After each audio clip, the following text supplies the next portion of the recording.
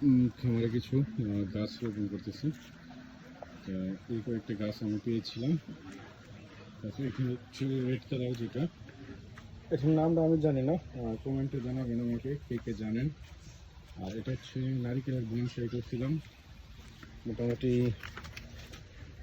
এটা খুলে ফেলবো কয়েকদিন পর। এটাকে আবার হচ্ছে গাছটা সাইড করতে হবে চাকু দিয়ে। এই গাছটার বয়স হচ্ছে 3 বছর।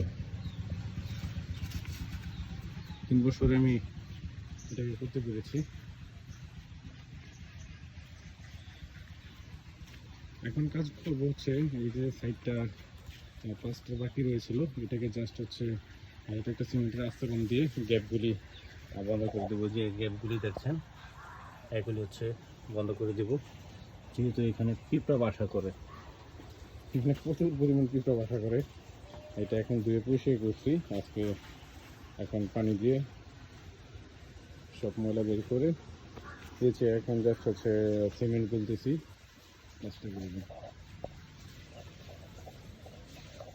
এই যে এখানে অল্প সিমেন্ট হলেই হয়ে যাবে। এটাকে এখন কাজগুলো করে ফেলবো। সাইনবোর্ডটা এখানে রাখা, এটাকে রাস্তার পাশে নিয়ে যেতে হবে।